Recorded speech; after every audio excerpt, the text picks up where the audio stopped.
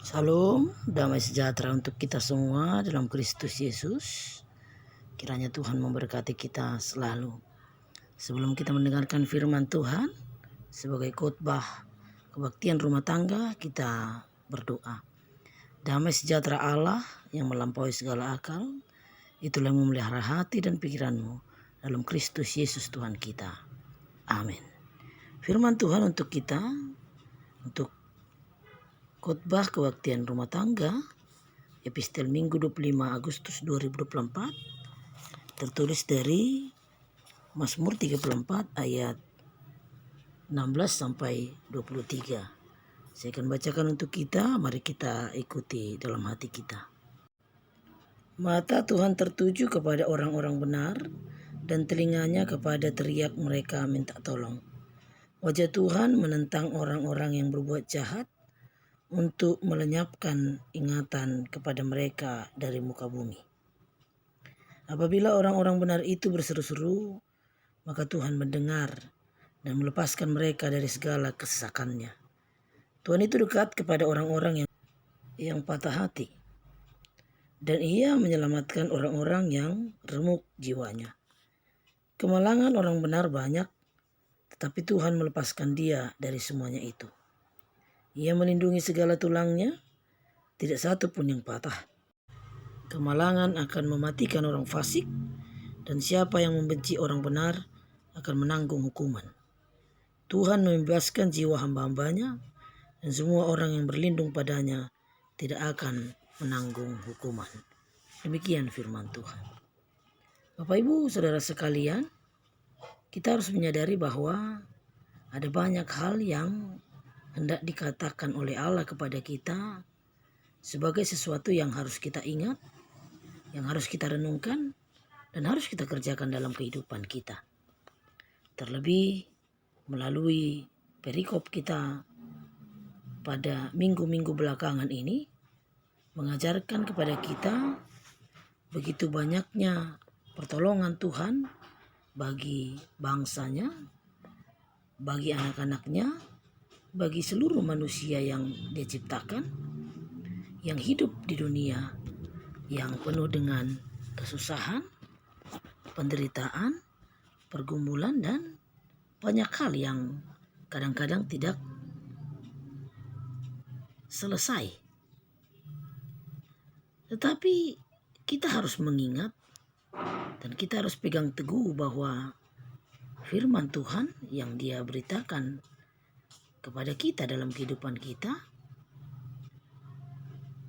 bisa menjadi khotbah yang terus-menerus kita dengar, kita ingat, lalu kita menjadi kuat karena kita menyandarkan diri kita kepada Tuhan dan bukan mengandalkan diri kita sendiri.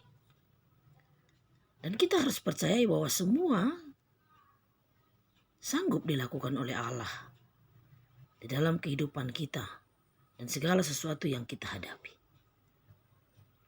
Dan Dia akan tetap teguh dalam pertolongannya serta memberi jalan keluar kepada kita, juga kekuatan bagi kita. Ya, walaupun kadang-kadang susah, sulit, dan sangat terjal perjalanan kehidupan kita, mungkin karena sakit, penyakit, atau mungkin karena kesedihan, tapi Tuhan Allah sanggup memberi kekuatan bagi kita, asal kita mau memberikan diri kita kepadanya. Seperti dalam perikop kita Mazmur 34 ini, dan 3 minggu yang lalu Mazmur dalam pasal ini juga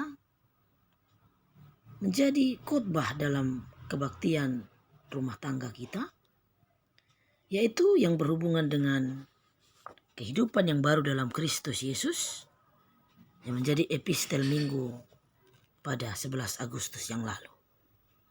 Maka kita masuk saat ini pada tema kuat di dalam Tuhan. Hendaklah kita tidak mengandalkan diri kita, tetapi hanya di dalam Tuhan saja ada kekuatan. Kekuatan jasmani kita dan kekuatan roh kita. Mari kita kaji tentang perikop ini dengan baik. Apa yang akan diberitahukan dalam Mazmur ini untuk kita kerjakan dan kita renungkan. Bapak Ibu Saudara sekalian, sebelum kita sampai kepada keterangan ayat per ayat, mari kita ulang sejenak tentang latar belakang dari perikop kita ini, atau latar belakang dari Mazmur 34 ini. Kita mau melihat bahwa keadaan Raja Daud pada saat itu adalah sedang dikejar-kejar Raja Saul. Sampai pada akhirnya dia pergi ke satu kota yang satu ke kota yang lain. Karena dendam dan rasa benci dari Raja Saul melihat Daud. Karena Daud menjadi raja yang diurapi oleh Allah dan dipilih menggantikan Saul memimpin bangsa Israel. Banyak orang yang memuji-muji Daud karena dia telah mengalahkan kekuatan bangsa Filistin. Terlebih dia juga telah mengalahkan Goliat, seorang yang sangat besar. Kita melihat walaupun Daud telah mendapatkan banyak sekali kelebihan-kelebihan yang daripada Allah, tetapi dia tidak menjadi tinggi hati, tetapi dia tetap dalam kerendahan hati di hadapan Allah. Karena dia mengetahui bahwa Allah satu-satunya kekuatan. Dia mengatakan bahwa di dalam peperangannya dengan orang Filistin, ada satu perkataan yang sungguh sangat mengena dalam kehidupan kita. Bahwa itu pun harus menjadi satu komitmen bagi kita. Dia mengatakan bahwa Allahku bukanlah Allah yang lemah, tapi Allahku adalah Allah yang kuat. Hanya itu perkataan yang dia terus ucapkan dalam mulutnya. Dan dia terus-menerus berseru kepada Tuhan di dalam setiap apa yang dia hadapi. Termasuk saat dia pergi ke Gad. Dia mau menyelamatkan diri dari kejaran Saul. Tetapi ketika dia pergi ke sana, ternyata Gad itu adalah kampung halaman dari Goliat. Maka seorang raja di Gad itu harusnya membunuh Daud. Karena orang Gad itu membela Goliat. Tapi karena Goliat kalah, maka orang-orang di Gad membenci Daud. Tapi sebagaimana pengalaman-pengalaman Daud yang selalu mendapat pertolongan dari Tuhan melalui para nabi, Raja Akis yang berada di Gad itu harusnya membunuh Daud oleh karena bujukan orang-orang Gad. Tetapi ketika Daud berpura-pura gila, Raja Akis mengatakan, "Masakan inikah lawanku? Orang yang gila seperti inikah lawanku?" Maka raja itu menyuruh Daud pergi dari hadapannya. Apa yang dilakukan Daud adalah berpura-pura gila menggores-gores pintu gerbang istana. Dan air liurnya meleleh sampai ke mulutnya. Tapi ada hal yang kita perhatikan dari situ, bahwa Tuhan selalu punya cara untuk melepaskan orang-orang yang mau berseru kepadanya. Melalui cara itulah Allah melepaskan Daud. Allah menyelamatkan Daud. Dan Allah membuat Daud terhindar daripada pembunuhan. Bapak Ibu Saudara sekalian, mari kita masuk ke dalam keterangan dari perikop kita ayat 16 sampai ayat 23 ini. Apa yang harus kita kerjakan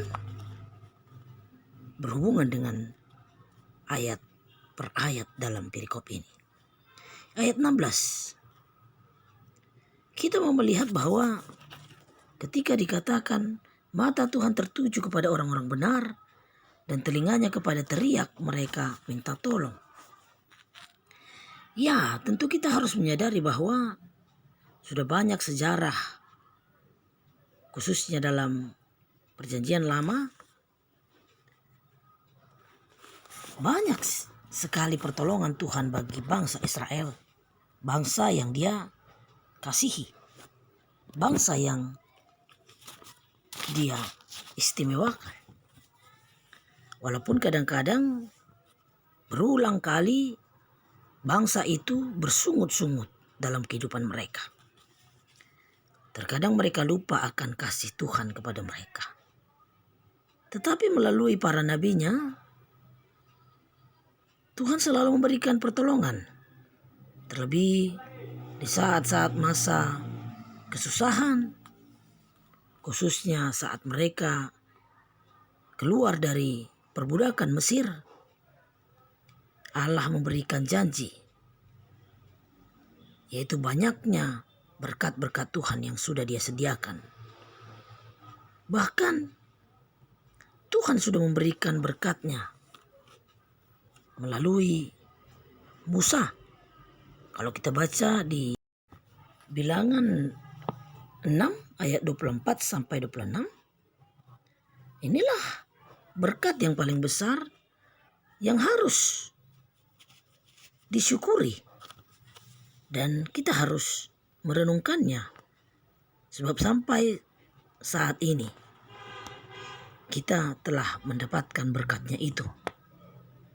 Mari kita mengingat kembali bahwa di setiap minggu, setiap hari berkatnya itu sampai kepada kita. Dikatakan dalam berkatnya itu, Tuhan memberkati engkau dan melindungi engkau. Tuhan menyinari engkau dengan wajah-Nya dan memberi engkau kasih karunia.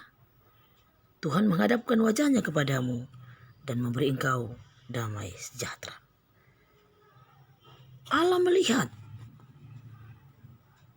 Allah memperhitungkan setiap orang benar, dan telinganya selalu jeli untuk mendengar seruan orang-orang yang meminta pertolongan baginya. Itu yang selalu dilakukan oleh Daud. Maka kita pun mari kita lakukan hal yang sama seperti yang dilakukan oleh Daud. Meletakkan kepercayaannya hanya kepada Allah. Dan menjadi orang yang benar. Serta selalu tunduk kepada Allah. Oleh karena itu dia selalu teguh di dalam doanya. Yang kedua, Bapak Ibu Saudara sekalian, ayat 17 sampai ayat 18 dikatakan bahwa wajah Tuhan menentang orang-orang yang berbuat jahat untuk melenyapkan ingatan kepada mereka dari muka bumi. Apabila orang-orang benar itu berseru-seru, maka Tuhan mendengar dan melepaskan mereka dari segala kesesakannya. Tidak ada yang mampu melihat wajah Allah, dan tidak ada yang mampu berhadapan dengan Allah. kita mau melihat bahwa segala sesuatu atau siapa saja di antara manusia yang melawan Allah akan segera dilenyapkan. Artinya, setiap orang yang membuat penderitaan bagi saudaranya, Allah tidak senang melihat orang yang seperti itu. Maka berjaga-jagalah, berhati-hatilah. Bahkan di titah kita, hukum Taurat ke-6, dikatakan jangan membunuh. Bukanlah membunuh hanya secara fisik yang dimaksud di situ, tetapi membuat orang masuk ke dalam penderitaan, kesusahan. Allah sendiri yang akan menjadi lawannya. Sebab Allah sendiri mengasihi orang benar dan mendengarkan seruan minta tolongnya, dan Allah akan melepaskan orang-orang yang meletakkan harapannya kepada Tuhan, orang-orang yang dalam pergumulan. Bapak Ibu, itulah yang dilakukan oleh Daud. Dan dia akhirnya mendapatkan kelepasan. Bahkan kita pun diharapkan untuk melakukan hal yang seperti itu. Yang ketiga, ayat 19-21. Tuhan itu dekat kepada orang-orang yang patah hati, dan Ia menyelamatkan orang-orang yang remuk jiwanya. Kemalangan orang benar banyak, tetapi Tuhan melepaskan dia dari semuanya itu. Ia melindungi segala tulangnya, tidak satu pun yang patah. Hal yang betul-betul diperlukan ialah orang yang rendah hati, orang-orang yang patah hati itu menyerahkan dirinya kepada Tuhan dalam segala pergumulannya. Tentu orang-orang yang seperti itu akan dilepaskan oleh Tuhan, akan diberi keselamatan. Dan tulang-tulangnya pun akan dijaga. Tidak ada satu pun yang patah. Kita pun bisa membandingkan tentang apa yang dialami oleh Yesus dalam setiap pelayanan-pelayanannya. Orang yang sakit dia sembuhkan. Dan dia mengatakan bahwa orang yang sakitlah yang membutuhkan pertolongan. Contohnya, pemungut cukai yang mau bertobat mengubahkan dirinya. Dia mengatakan bahwa, ya Tuhan, kasihanilah aku orang berdosa.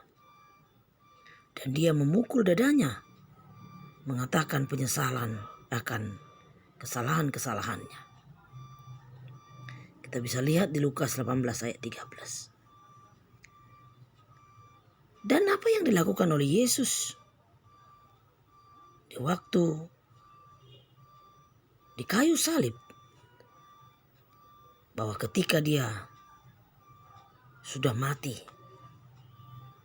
walaupun orang-orang yang berada di kiri kanannya tulang-tulangnya diremukkan, tetapi Yesus Kristus tidak mengalaminya. Allah melindunginya karena dia berseru kepada Bapanya di surga. Dan itu pula lah yang dilakukan oleh Daud, berseru-seru kepada Tuhan di dalam kerendahan hati dan di dalam hati yang remuk dan patah hati.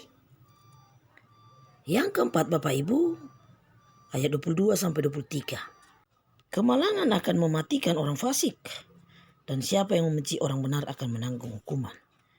Tuhan membebaskan jiwa hamba-hambanya, dan semua orang yang berlindung padanya tidak akan menanggung hukuman. Setiap orang yang membenci orang benar akan dibenci oleh Allah. Dan Allah akan melepaskan orang-orang benar, hamba-hambanya yang mempercayakan diri kepadanya. Maka mari kita lihat kasih karunia Allah yang besar. Mari lihatlah begitu banyaknya kesusahan yang dihadapi oleh hamba-hambanya. Tapi apa yang terjadi khususnya kepada Saul karena mengejar-ngejar Daud. Saul mengalami kematian yang sangat tragis dan menggenaskan. Saul beserta dengan anak-anaknya. Saul bunuh diri karena dia kalah dalam peperangan melawan Filistin. Dan anak-anaknya Jonathan, Abinadab, dan Malkisua juga mati dalam peperangan itu. Siapa yang membenci nasihat dari Allah dan melanggar firman-Nya akan mengalami sesuatu yang tragis. Siapa yang membenci orang benar akan menanggung hukuman. Karena itu Bapak Ibu Saudara sekalian, kita harus menjadikan Allah menjadi teman kita, andalan dalam hidup kita. Agar bukan hanya kehidupan kita di dunia ini yang kita dapatkan dalam kesejahteraan, tetapi kehidupan kita sampai selama-lamanya di surga yang Dia sediakan bagi orang yang mempercayainya. Mari kita serahkan kehidupan kita hanya kepada Allah.